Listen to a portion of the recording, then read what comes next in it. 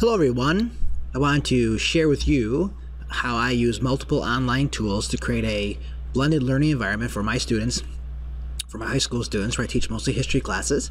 So let me begin. I actually used Lucidchart to make this sort of diagram here, and I basically put Schoology in the middle. Schoology is sort of, I guess, the main hub I'm using now as a learning management system to sort of bring my students to one place, but then I'm using multiple other tools that I've tried to incorporate with Schoology to make it easier for students. So you see here I have Google Classroom, Turnitin, Edpuzzle, Quizlet. Let me move this around a little bit. And also at the bottom here I use Remind, and I also use Twitter. Okay, so basically Schoology is where I post all of my quizzes, all of my documents, assignments for the students, and links to other places. So let me take you to my Schoology page. And Schoology is very much like Edmodo. I have a lot of Schoology courses here. So I teach a class on American military history where students get college credit through Niagara University. So it is a college course being taught at a high school. So here is my main page. Now, basically what I do here is I have a course calendar, I have my technology guide, course information, and then I have some outlines of vocabulary quizzes, and then I divide the course into modules. The modules, these are hidden because we're already past these. But again, if you open up a module, we're right in World War II right now. I post documents. We have discussions. This is extra credit discussion. These are graded discussions. And students also have a presentation. It's another folder. And I have there the rubric for the presentation, note sheets, and other things. I'm using Google Docs. I'll come back to that. And so I have it all in one place for them. Okay. Also on my Schoology page, I'll go to the content outlines. And I have quizzes, and I have outlines that students can take, and I have quizzes here. So that's kind of a nice place. They can just go from one place. They can just take a quiz right in here, right in Schoology, okay? So, but as I went back to this other, I'll go back to my schematic, I've been using other tools for years. So let's take Quizlet, for example. Quizlet is a great tool for teaching students how to use vocabulary. Well, in the past, I had my students go to the separate website Quizlet to look at vocabulary decks and do associate activities with those vocabulary decks. Well, now, if I go to my Quizlet vocabulary sets, what I've done, I'm not going to go through all the details how I've done this right now, but I've embedded all my Quizlet vocabulary right here on Schoology. So they click right there and they open it up. Now they can actually go through all the decks right on Schoology without having to go to another place to find class material, which is really very, very convenient for them. Okay. Now, I'm also a big user of Google products. Okay, and especially Google Classroom. So I have here, I use Google Classroom to post links to, assignments and to share docs and so forth. So throughout my Schoology page, I use a lot of Google products. So the course calendar, I don't even use the Schoology calendar. I use a Google Calendar. So I populate the Google Calendar on my own site, and students just go here to see what the updated calendar looks like. So this is actually an embedded Google Calendar on Schoology. Okay, so there's for April, there's their assignments, and if they, they can also add this calendar to their phone, so they always have everything there in one easy spot to access. So that's one example how I'm using Google with my Schoology pages. All right, now, just even simple things like posting Google Docs and other aspects. I'll go back to that World War II module that I was in.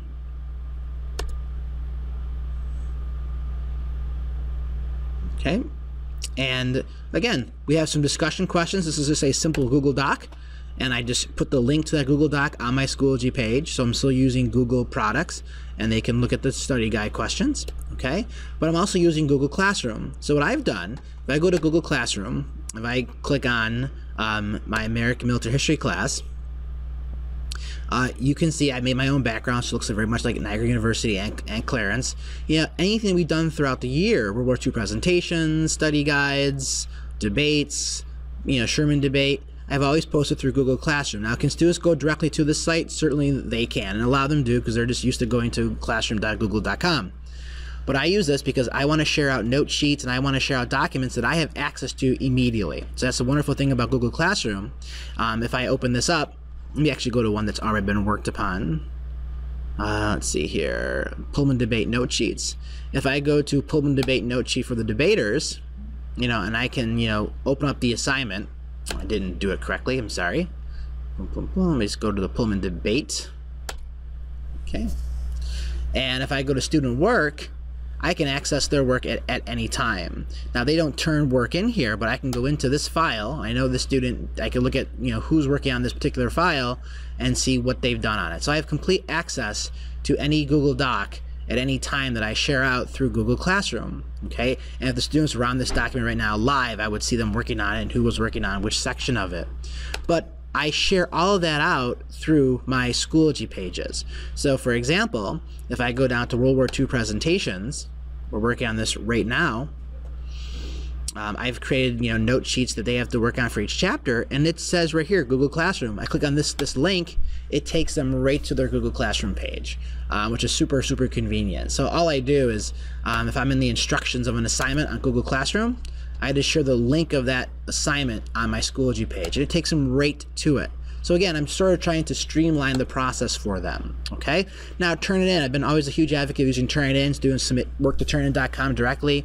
It does check for plagiarism and matching text. I also use the rubrics there, and I also use the comments that I could mark up documents and give students great feedback.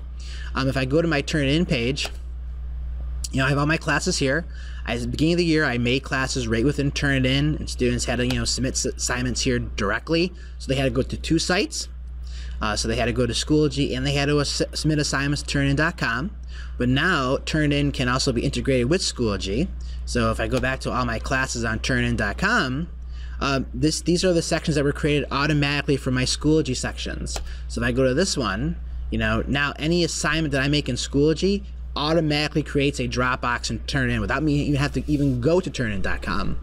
All right, so what I did is now, because students were used to using Turnitin separately, what I did on Schoology is that I made a separate folder I called it Turnitin, just so students were still used to going to that place.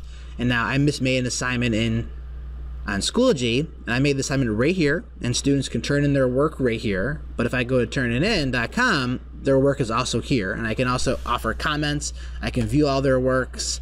I can go back in and offer comments, and then those grades are put back into Schoology, which is super convenient, nice for them and nice for me. Speaking of grades, if you use a grade management system like PowerSchool, Schoology syncs with that. So I don't have to put grades into PowerSchool. I can just sync my grades from Schoology right into PowerSchool, which again saves a lot of time. So again, another example is Edpuzzle. So if I go to Edpuzzle, I have a lot of Edpuzzle classes for all my students. Certainly, let me refresh the page here.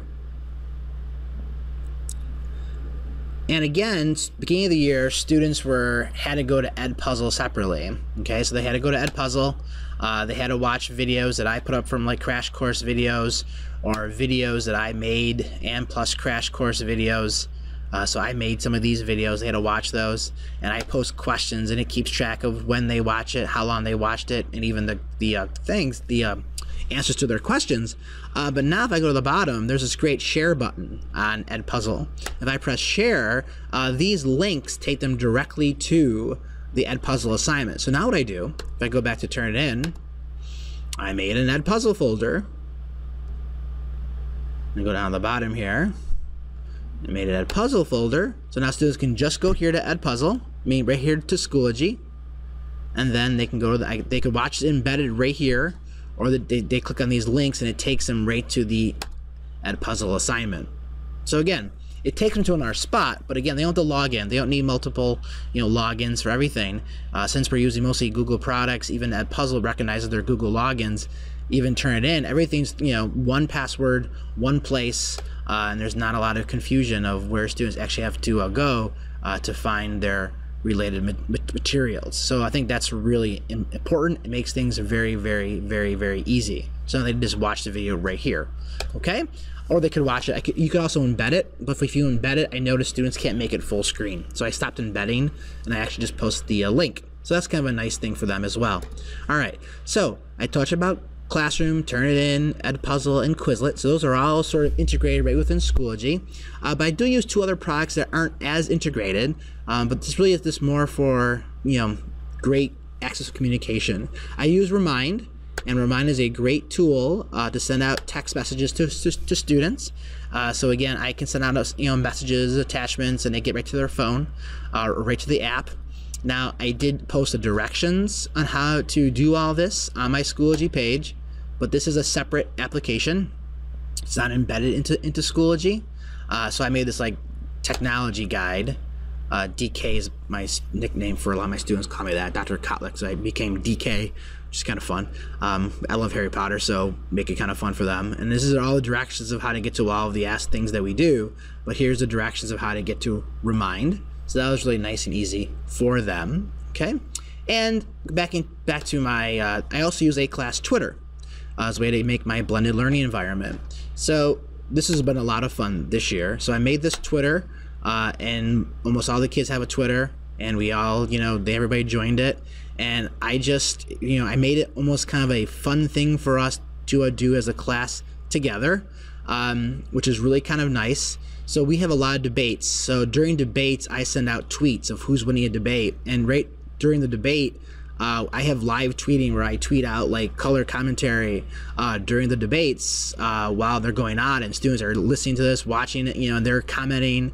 And this became kind of a really cool phenomenon. Like I post which unit will survive the cage match fishbowl debate during tomorrow's Pullman debate, and then they had like polls, and kids really got into it. They really liked it. And it's been kind of a fun thing to do, just to sort of build for team building.